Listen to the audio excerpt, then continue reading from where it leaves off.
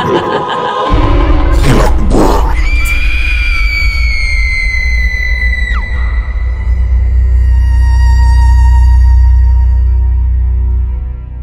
sa inyo, Sir Red. Just call me Jel.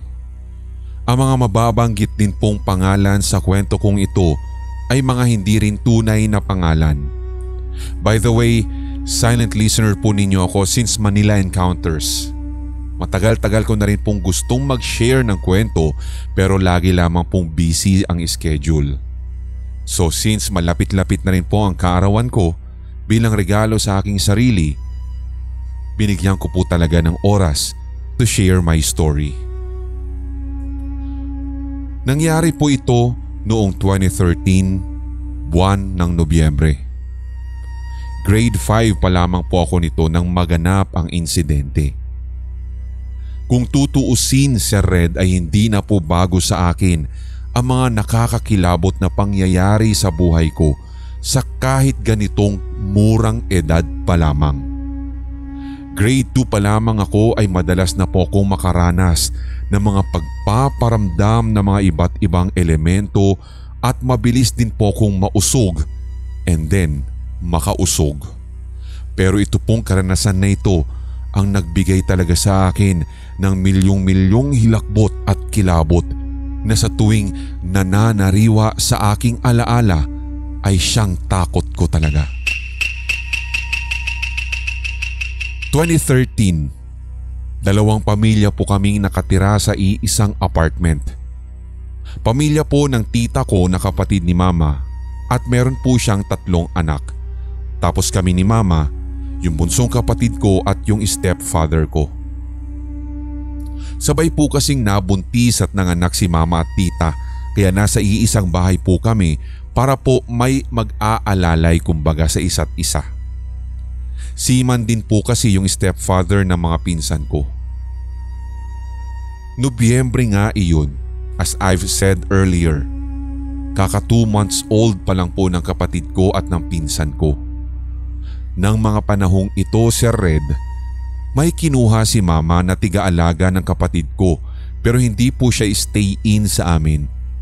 Every 6 p.m. ay umuwi na po siya sa kanila at ako na ang papalit para magbantay sa aking kapatid since maliit lamang din po yung apartment namin at tamang-tama lamang talaga sa 2 maliit ding pamilya. For visualization, ang itsura ng bahay ay ganito. Pagpasok mo ay kutsyon at duyan ng bata agad ang bubungad sayo. Katapat ng kutsyon ay maliit na TV set. May maliit din po kaming hallway paglagpas ng TV set na yun, kung saan doon din po yung hallway ay yung 2 pinto ng 2 kwarto sa kaliwa. Ang unang kwarto ay kung saan nakadikit yung kutsyon sa labas ng pader ng kwarto. Doon naman po ako natutulog. Yung ikalawang kwarto nakadikit lamang din ng kwarto ko ay kung saan natutulog si Tita. Sa dulo ng kwarto ni Tita ay CR at kusina na. Sina mama at ang stepfather ko ang natutulog sa kutsyon na nasa sala. Dahil hindi nga din po kasya sa kwarto na tinutulugan ko yung duyan ng kapatid ko kaya dun na lamang po nila ikinabit sa sala since dun din naman sila natutulog. Nangyari din po ito, Sir Red, nung saktong may project kami sa aming Heles subject na gagawa nga kami ng neck pillow na ang naka-staff ay ginupit-gupit na balat ng chicherya. Kaya nang makauwi po ako galing eskwelahan, inumpisahan ko na maggupit ng mga balat ng chicherya bago pa makita ni mama ito at isiping basura. Sakto rin po na 6:00 na ako nakauwi dahil panghapon ang schedule ng klase namin. Buti na lamang din ay tulog na tulog ang kapatid ko kaya payapa lang akong gumagawa at naggugupit sa sahig sa may pinakadulo ng kutsyon habang nakasandal pa nga sa pinto ng kwarto ko. Pero naudlot yung ginagawa kong proyekto nang guluhin po ako ng pinsan ko na itago na lamang natin sa pangalang Natnat. Si Natnat po ay ang ikalawang anak ni Tita at siya ay nasa 5 o 6 na taong gulang pa lamang ng time na yun. Umupo sa harap ko si Natnat at makailang beses niya pa akong tinanong kung para saan yung ginagawa ko. Dahil nga syempre tahimik akong gumagawa ng proyekto at nagulo ako, nawala ako sa focus kaya irritable akong sumagot ng, "Project namin sa school. Pwede ba Nat, wag ka munang magulo dito. Mamaya ka na." Wika ko dahil sa isiping baka magising din yung kapatid ko at medyo malakas-lakas din talaga ang boses kasi ni Natnat. Malapit lang kasi siya sa pwesto namin sa duyan. Pag nagising yung kapatid ko, hindi ko lalo magagawa yung project kong yun. So habang nagugupit ako ay kinukuha ng pinsan ko yung mga balat ng chicherya at tinititigan niya ang mga ito. Minsan pa nga'y sumisilip sa ginagawa ko kaya nadidistract talaga ako dahil nag-aalala na baka magupit ko yung sarili ko or magupit siya sa sobrang lapit ng mukha niya sa paraan ng pagsilip niya. Ilang beses ko nga din po siyang sinasaway pero paulit-ulit niya itong ginagawa. Kaya sa inis ko, napasabi na lang ako ng, "Ano ba Nat? Di ba sabi ko huwag ka muna dito? Baka mamaya mahipan ka na masamang hangin, sumalubsob ka sa kunting ha? Ang lapit pa naman ng mukha mo pati." Sakto naman na lumabas si Ate Mimi. Hindi tunay na pangalan at siyang panganay na anak ni tita na nasa high school na. Pinagsabihan niya rin ito at pinahintulutan na maglaro na lamang muna sa labas. Tuwang-tuwa naman si Natnat kaya dali-dali siyang tumakbo palabas at sa sobrang excited pa nga po niya ay hindi na siya nagdahan-dahan sa pagbukas ng screen door kaya nabagsak pa ito sa pagkakasara kaya nagulat ang kapatid kong sanggol. Lumabas naman din si Ate Mimi para pagsabihan ito at bantayan na rin siya sa may terrace namin. Nang masiguro ko po na bumalik sa pagkakahimbing ng tulog yung kapatid ko, nagtuloy-tuloy na ako sa paggugupit ng mga balat ng chicherya. Ilang minuto po ang lumipas at narinig kong nagbukas yung screen door namin. Alam ko po na si Natnat yung pumasok dahil patakbo siyang pumasok ng bahay at agresibo po siyang kumuha ng tubig na maiinom. Maya-maya, muli na naman po itong pumasok ng bahay at napasabi ako ng, "Nat, dahan-dahan sa pinto at baka mamay magising yung bata." At narinig ko naman po itong humihingal sabay sabing, "Sorry po." At takbo na naman siya papalabas ng bahay. Sa ikatlong beses ay pumasok ulit siya pero this time hindi na agresibo. Pero alam kong siya pa rin ito kahit hindi ko siya tinitingnan.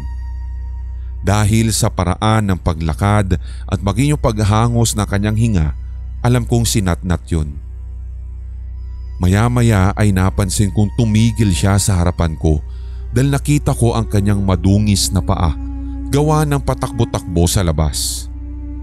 Napairap ako at hindi ko na lamang pinansin pero sinabi ko na lang na, "Nat, please mamaya na ha, patapusin mo muna ako dito." Pero nakikita ko pa rin ang kanyang mga paa at hindi pa rin siya umaalis. Nananatiling nakatayo sa harap ko. Muli kong tinawag ang pangalan niya at sa pagkakataong iyon, Sir Red, yung tono ko ay may halo ng pagbabanta. "Nat!" sabi ko. Napabuntong hininga ako dahil hindi pa rin siya umaalis sa harap ko. Nainis na lamang ako at akmang iaangat ko na sana ang aking ulo pero gayon na lang ang pagkakunot ng aking noo nang mapansin ko, Sir Red, na parang may tumutulong dugo sa paa niya. Mas lumalim ang kunot ng noo ko nang madagdagan ang pagtulo ng dugo sa paa niya kaya ang inis ko ay napalitan ng pag-aalala dahil baka nadapa ito. Iniangat ko na ang ulo ko para sana tanungin siya pero pag-angat ng aking ulo at sana'y tititigan na siya, bumilis ang tibok ng aking puso sabay panlalaki ng aking mga mata at sinabing, "Diyos ko, Nat, ano nangyari sa'yo?" At hindi ito sumagot Bagkus ay tumitig lamang siya sa akin. Grabing hilakbot talaga at pag-aalala at the same time ang naramdaman ko ng sandaling iyon dahil sa itsura niya. Hindi man lang siya parang nagpakita na kahit papaano nasasaktan o nag-aalala, gayong nung napansin ko na ang kanyang muka ay nababalutan na ito ng dugo, Sir Red. May sugat kasi siya sa kaliwang gilid ng ulo. Putok pa ang labi at may malaking gasgas sa panga. Nakita ko rin ang kanyang siko at puro galos ito. Sobrang dungis ng kanyang pananamit na para siyang nasagasaan. Ang tuhod niya ay may malaki ring gasgas na parang natanggalan ng labis na balat, Sir Red, kaya doon nang gagaling ang tuloy-tuloy na pag-agos ng dugo.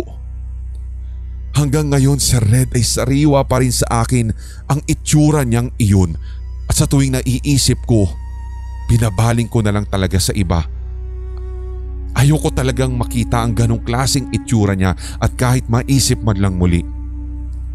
Halos maiyak ako sa takot at labis na pag-aalala. Ilang beses ko siyang tinanong pero tinititigan lamang niya ako. Blanko ang ekspresyon at hindi ko nga din malaman, Sir Red, kung totally nakakaramdam pa ba siya ng sakit o kaya naman namanhid na sa pagkakaaksidente. Nat, please, ano nangyari sa'yo? Nasaan si Ate Mimi? Ngunit hindi pa rin ito sumasagot. Umalis na lamang ito sa harap ko, Sir Red, at naglakad dire-diretso papuntang kusina, sabay liko sa kaliwa ko na saan ang CR. Tumayo ako agad at sinundan ko siya. Naiiyak na nga lamang ako, Sir Red, sapagkat sa sahig ay nakita ko pa ang kanyang footprints na may dugo. Saktong pagdaan ko sa kwarto ni na Tita ay nakabukas ang pinto nila at kitang-kita ko si Tita na natutulog pa ng mahimbing katabi ang pinsan kong baby. Pumasok ako at talagang ginising ko ng paulit-ulit si Tita pero hindi naman siya magising. Lumabas ako ng kwarto nila at sinilip yung CR na katabi lamang nito. Sarado ito pero rinig na rinig ko ang pagbuhos ng tubig na para bang naliligo o kaya na may naguhugas na ng katawan si Natnat. Ilang minuto akong nakatayo sa lababo at hinihintay ko talaga ang paglabas ni Natnat para siya ay asikasuhin. Pero nagsitaasan ang aking balahibo, Sir Red, nang hindi ko na nga madinig ang lagaslas ng tubig o yung pagbuhos nito sa banyo. At walang Natnat na lumabas. Ilang minuto pa ako naghintay pero wala pa ring lumalabas. Be, Nat, uy, tapos ka na ba? Kailangan mo ng tulong. Lakas loob kong sabi habang papalapit sa CR. Akmang bubuksan ko na sana ang pinto at halos malapit na talagang mabuksan. Naiiyak na ako sa takot. Umawang ang pinto ng CR mula sa pagkakasara ng todo pero wala namang ilaw. Ang nasa isip ko noon, Sir Red, ay baka natumba na si Natnat doon at may kung ano nang nangyaring masama. Takot na takot ako dahil baka mamaya ay bigla na lamang din akong bulagain o salubungin dahil alam ko na hindi si Natnat iyon pero gusto kong siguraduhin dahil baka mali lang ang hinala ko. Nang buksan ko ng agresibo ang pinto ay hindi ko napigilang mapatakbo papuntang sala nang ma-realize kong wala pong tao doon. Sarado ang gripo pero puno ang timba ng tubig na parabang kapupuno lamang. Saktong pagtakbo ko sa sala ay siya naman din pong pagpasok ni Natnat at hingal na hingal pat punong-puno ng pawis ang mukha at katawan. Grabe ang kaba at takot ko nang tignan ko rin ang sahig pero wala na rin doon yung footprint ng dugo. Kinalma ko ang sarili ko. Hindi ko pinahalata sa pinsan ko ang takot. Yung hilakbot na nanunuot na sa sistema ko at kasyual ko pang tinanong siya ng, "Pang ilang pasok mo na to sa bahay? Pangatlo?" Kunot noo naman siyang sumagot sa akin ng, "Oo, bakit Ate Jel?" Tinitigan ko siya ng maigi at muling tinanong, "Sigurado ka? Nasaan si Ate Mimi?" Inirapan na lamang niya ako at kitang-kita ko na mas kumunot ang kanyang noo. Takang-taka sa nagiging reaksyon ko. Sagot naman niya, "Oo nga, bakit ba kasi? Andyan lang si Terry, si Ate Mimi." At pagkasabi nito ay siya namang paglampas niya sa akin at dire-diretso na sa ref para kumuha ng tubig. Lumabas naman ako at sinilip kung talaga bang naroroon si Ate Mi. At totoo namang naroroon siya. Nang makita niya ako ay doon ko na ipinaramdam na may hindi magandang nangyari kani-kanina lamang. Ikunento ko ito sa kanya at maging siya ay nangilabot na rin. Ilang minuto pa nga kaming nagtagal sa terrace at nagkwentuhan ng iba-ibang topic para lamang humupa ang nararamdaman naming takot. Matapos ang pangyayaring ito, Sir Red, ay wala na po kaming ibang pinagsabihan ni Ate Mi. Dahil baka una, hindi rin sila maniniwala or ikalawa, magdudulot lamang ng labis na pag-aalala sa aming mga kaanak. Baka isipin nga nila na isa itong pangitain dahil kung tutuusin, hindi siya normal na doppelganger na ginaya lang si Natnat. And true to my words, Sir Red, isang linggo makalipas ng pangyayaring iyon, naaksidente si Natnat nang utusan siya ni Tita para sunduin si Ate Mimi mula sa computer shop. May pwesto ng tindahan kasi si Tita sa kabilang kanto ng village namin at sumama ako nung araw na iyon para magbantay. Maagang magsasara si Tita kaya inutusan niya si Natnat na puntahan si Ate Mi at wala pa nga pong 30 minutos ang nakalilipas ay may narinig na po kaming malalakas na hiyaw ng iyak sa gate ng village. Napatayo kami ni Tita at kitang-kita namin si Natnat. Paika-ikang naglalakad habang nakahawak sa gate at duguan. Walang ano-ano'y tumakbo ako palabas ng tindahan at binuhat kaagad si Natnat pabalik ng tindahan. Pero nang sandaling iyon ay may halo ng hilakbot dahil si Red ang itsura niya ay ganun na ganun sa itsura ng doppelganger na nagpakita sa akin noong nakaraang linggo lamang. Pagpasensyahan niyo na lamang si Red kung napahaba ang aking pagkikwento. Sana'y kahit simple nakapaghatid ng hilakbot sa inyo ang istorya kong ito, lalong-lalo na sa mga solid HTV positive ninyong tigapakinig. Pasensya na rin kung may part na naguluhan kayo at masyadong nagpasikot-sikot ang kwento. Anyway, maraming salamat sa pagbabasa ng aking istorya at marami pa po akong gustong ibahagi at ipapadala ko na lamang kapag ako po ay nagka-time ulit. More power and blessing po sa inyong lahat, Sir Red. Sana'y magtagal ang programa ninyo dahil isa po ako sa mga ngakong hindi magsasawa na makinig sa programa ninyo. Thank you very much and may you receive positive and healing energy every day.